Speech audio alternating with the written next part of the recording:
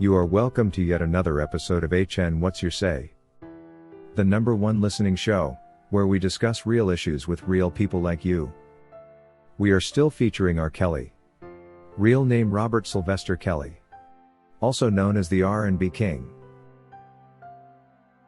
It is truly a tragedy that even in 2025, the shadow of slavery's mentality continues to loom over our society.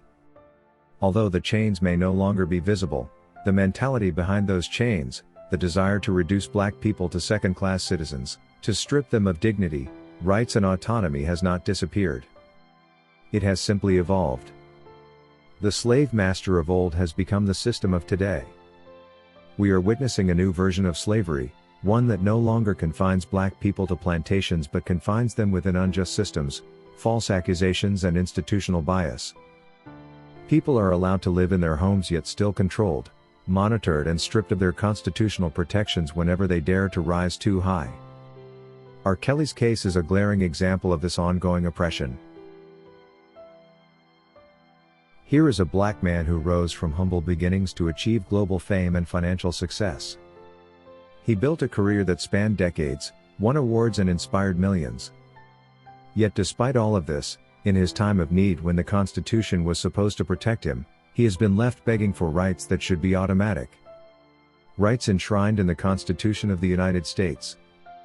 Rights that are supposed to belong to all Americans regardless of race, background or social status. When R. Kelly entered the criminal justice system, he should have been afforded the same constitutional guarantees as any other citizen. The right to a fair trial. The right to due process. The right to confidential communication with his attorneys. These are not privileges. These are basic rights that define a free society. Yet in his case, these rights were trampled upon, ignored and outright denied. Consider the revelations about the government's conduct while R. Kelly was housed at the Metropolitan Correctional Center in Chicago. It is now a matter of public record that government officials in coordination with certain Bureau of Prisons personnel were listening in on his private attorney-client conversations. This is not speculation. This is not a conspiracy theory. This is FBI documented misconduct. The government itself violated one of the most sacred principles of the legal system, the attorney-client privilege. Without attorney-client privilege, no defendant can receive a fair trial. Without attorney-client privilege, the government can anticipate your defense, plan around it and ensure your conviction before you even step into the courtroom. This kind of spying is not just unethical. It is unconstitutional. It fundamentally undermines the fairness of any legal proceeding. Yet it happened to R. Kelly. And the courts have yet to offer him any meaningful remedy for this egregious violation. Why is this so significant? Because it shows that the government was not simply prosecuting R. Kelly. It was conspiring against him. It was stacking the deck, ensuring from the beginning that he could not effectively defend himself. If this can happen to him, a world-famous artist with resources, imagine how much worse it is for countless other black men and women whose names never make the headlines. And yet even after this blatant misconduct has come to light, R. Kelly is still forced to plead with the courts to respect his constitutional rights. He is still waiting for justice. Still waiting for his Supreme Court appeal to be scheduled. Still fighting a system that has shown itself to be deeply biased against him. This is not justice. This is control. This is punishment for daring to succeed, for daring to be a black man at the top of his field.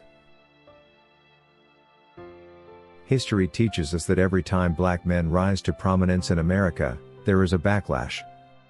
In the days of slavery, any enslaved person who showed intelligence or independence was punished more harshly.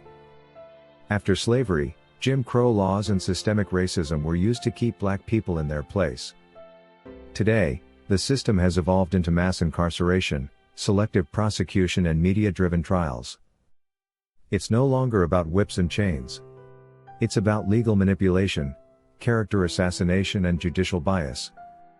R. Kelly's case fits squarely into this historical pattern.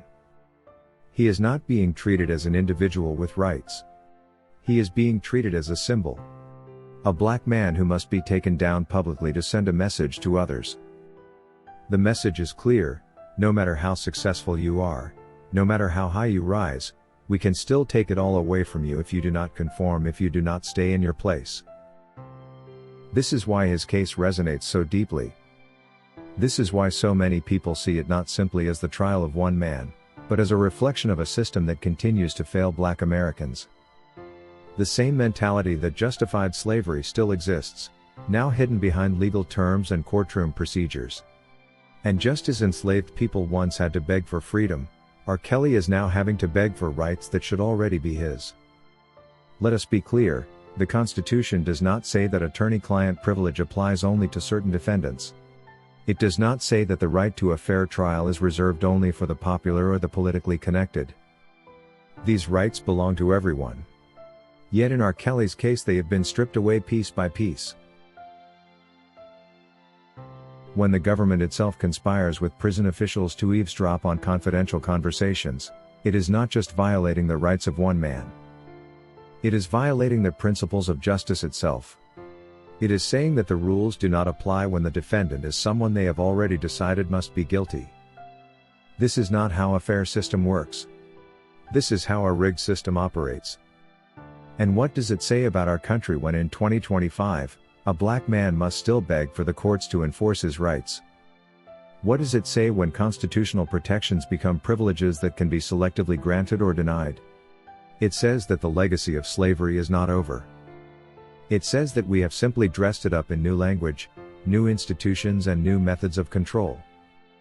The enslavement may look different, but the result is the same: the destruction of Black autonomy and success. R. Kelly's case should be a wake-up call. It is not only about his guilt or innocence on the charges brought against him.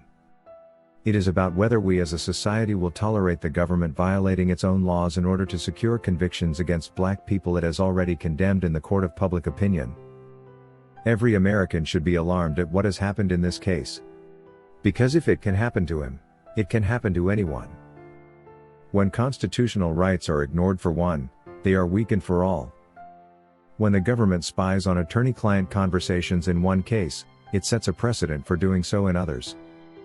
When the courts refuse to remedy such misconduct, it signals that there are no consequences for trampling on fundamental rights. The irony is that the same government that claims to champion human rights around the world is violating them at home. The same country that celebrates its history of freedom is still in many ways enslaving Black men through its justice system. The only difference now is that the chains are invisible. They are made of court orders, biased judges and prosecutorial misconduct. We must not be silent. We must not look away. We must demand accountability. We must demand that R. Kelly's constitutional rights be fully restored, that his appeals be heard fairly, and that the misconduct in his case be addressed openly. Because this is not just about one man. It is about the soul of our justice system. The question we face is simple: will we continue to allow a system that treats Black men as disposable, that punishes them for their success, and that denies them the rights it claims to guarantee? Or will we finally live up to the promises of the Constitution and ensure that justice truly is truly blind? Until we answer that question, we cannot claim to be free. Until R. Kelly and others like him are afforded the same rights as anyone else, we cannot claim to have moved beyond slavery. We are simply witnessing a new version of it. One where the plantation has been replaced by the prison, and the overseer has been replaced by the prosecutor. This is why his fight matters. This is why his case is not just another celebrity scandal, but a test of our values as a nation. It forces us to confront the uncomfortable truth that the mentality of the enslaver is still alive, still shaping our institutions, still seeking to keep Black men in their place. And it forces us to decide whether we will continue to accept it, or whether we will demand real change. R. Kelly's struggle is emblematic of a broader struggle for justice, dignity and equality. It is a reminder that rights are not truly rights until they are enforced for everyone. It is a reminder that freedom is not truly freedom when it is conditional. And it is a reminder that the fight against oppression did not end with the abolition of slavery. It continues today in courtrooms, in prisons and in the lives of Black Americans who are still forced to beg for what should already be theirs. That is all we had for you today on HN What's Your Say. To keep updated whenever we post a new video, subscribe to this channel now. Also remember to hit the bell icon and enable notifications. And feel free to share your opinions with us in the comment section below, and let us know if you would like us to publish your views in our next release. We value all our subscribers' opinions.